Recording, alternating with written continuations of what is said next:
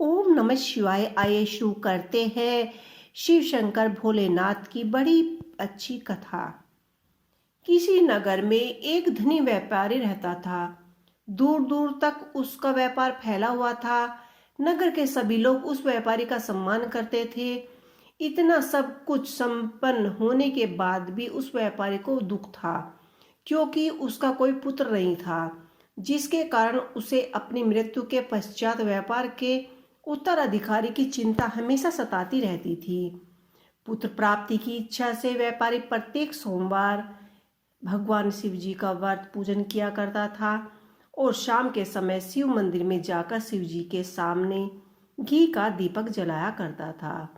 उसकी भक्ति देखकर माँ पार्वती प्रसन्न होकर बोली कि भगवान शिव से उस व्यापारी की क्या मनोकामनाएं है, उसका कारण पूछा।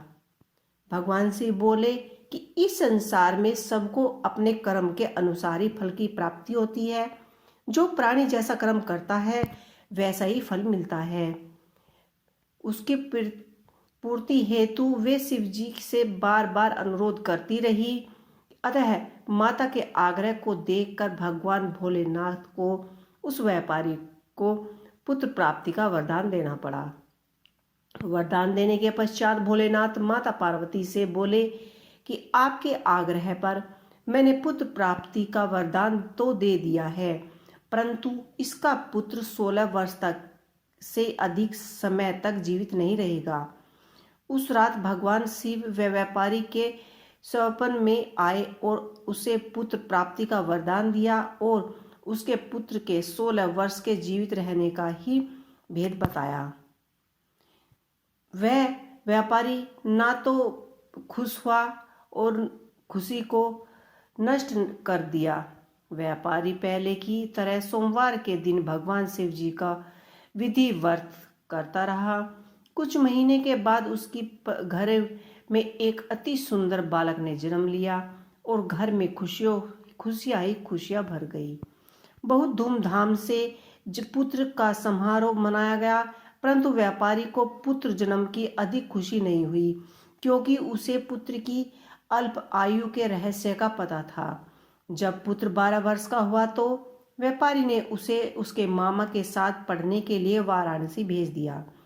उसके मामा लड़का और उसके मामा के साथ शिक्षा प्राप्त हेतु चले गए। रास्ते में जहाँ भी जाते मामा भांजे वहीं पर यज्ञ होम ब्राह्मणों को भोजन कराते। लंबी यात्रा के बाद मामा भांजे एक नगर में पहुंचे। उस दिन नगर में राजा की कन्या का विवाह था, जिस कारण पूर्व नगर को सजाया गया था। निश्चय ही समय पर बारात आई थी, लेकिन वर का पिता अपने बेटे की एक आंख के काने होने के कारण से बहुत ही चिंतित था। उसे भय था कि कहीं इस बात का पता चलने से कहीं राजा विवाह से इनकार ना कर दे, इससे उसकी बदनामी भी होगी। जब वर के पिता ने व्यापारी के पुत्र को देखा तो उसके मस्तिष्क में एक विचार आया। उसने सोचा क्यों न लड़के को दूल्हा बनाकर राजकुमारी के से विवाह करा दूं। विवाह के बाद उसको धन देकर विदा कर दूंगा और राजकुमारी को अपने नगर ले जाऊंगा। वर के पिता ने लड़के के मामा से इस संबंध में बात की। मामा ने धन मिलने के लालच में वर के पिता की स्वीकृति दे दी। लड़के को दूल्हे का वस्त्र पहनाकर राजकुमारी से विवाह कर दिया गया। राजा ने बहुत सारा धन देकर राजकुमारी को विदा किया। शादी के बाद लड़का जब राजकुमारी से साथ लौटा रहा था तो वह सोचने लगा कि उसने राजकुमारी के ओढ़नी पर लिखा कि तुम्हारी शादी विवाह मेरे साथ हुआ है। मैं तो वाराणसी पढ़ने के लिए जा रहा हूँ और जिसके साथ तुम्हें भेजा जा रहा है वह एक काका काना है। जब राजकुमारी ने अपनी ओढ़नी पर लिखा हुआ पढ़ा तो उसने काने लड़के के साथ जाने से इनकार कर दिया। राजा को जब यह सब बातें पता लगी तो उसने राजकुमारी को महल में ही रख लिया। उधर लड़का अपने मामा के साथ वाराणसी पहुंच गया। गुरुकुल में पढ़ना शुरू कर दिया गया। जब उसकी आयु 16 वर्ष की हुई तो उस दिन उन्होंने यज्ञ रखा था। यज्ञ के समाप्ति पर ब्राह्मण को भोजन करा और खूब धन वस्त्र दान किया। रात को वह अपने शयन कक्ष में सो गया।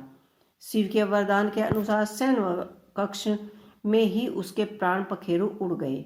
सूर्य उदय पर मामा भांजे को देखकर रोना पीटना आरंभ कर दिया। आपस के लोग भी एकत्रित होकर दुख प्रकट करने लगे। लड़के के मामा के रोने की विलाप करने के स्वर समीप से गुजरते हुए भगवान शिव और माता पार्वती ने भी सुने। माता पार्वती ने भगवान से कहा कि हे प्राणनाथ, मुझे इसके रोने के स्वर सहन नहीं हो रहे हैं। आप इस व्यक्ति के कष्ट को अवश्य दूर करें। भगवान शिव ने पार्वती माता के साथ अदृश्य रूप में समीप जाकर देखा तो भोलेनाथ माता पार्वती से बोले कि यह तो वही व्यापारी का लड़का है जो मैंने 16 वर्ष की आयु में वरदान दिया था। उसकी आज आयु पूरी हो गई है। माता पार्वती ने फिर भगवान शिव से निवेदन किया और बोली कि उस बालक को जीवन दान देने का आग्रह किया। माता पार्वती के आग्रह पर शिव ने उस लड़के को जीवित होने का वरदान दिया और कुछ ही पल में वह जीवित हो उठा। शिक्षा समाप्त करके लड़का और मामा के साथ उसी नगर में की ओर चले गए।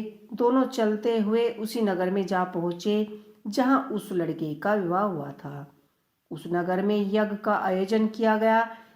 समीप से गुजरते हुए नगर के राजा ने यज्ञ का आयोजन देखकर और तुरंत ही उसके लड़के और उसके मामा को पहचान लिया।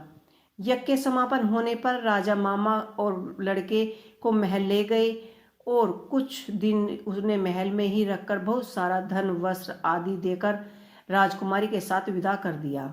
इधर भूखे प्यासे रहकर व्यापारी और उसके पत्नी बेटे की प्रतीक्षा कर रहे थे। उन्होंने प्रतिज्ञा कर रखी थी कि यदि उन्हें अपने बेटे की मृत्यु का समाचार मिला तो दोनों उसी पर अपने प्राण त्याग देंगे।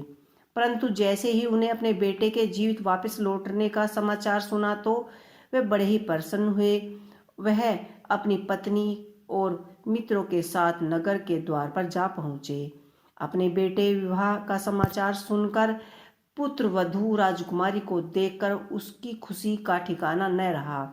उसी रात भगवान शिव ने व्यापारी के स्वप्न के में आकर कहा कि हे श्रेष्ठ, मैंने तेरे सोमवार के व्रत करने और व्रत कथा सुनने से प्रसन्न होकर तेरे पुत्र को लंबी आयु प्रदान की है। पुत्र की लंबी आयु जानकर व्यापारी बहुत ही प्रसन्न हुआ। शिव भक्त होने तथा सोमवार का व्रत करने से व्यापारी की सभी मनोकामनाएं पूर्ण हुई। इसी प्रकार जो भी भक्त सोमवार का विधि व्रत करता है, व्रत कथा सुनते हैं, उसकी सभी इच्छाएं पूरी हो जाती है। तो दोस्तों, ये थी सोमवार की व्रत कथा। आपको कैसी लगी कमेंट बॉक्स में लिख के अवश्य ही बताइएगा। इसी के साथ ओम नमः शिवाय।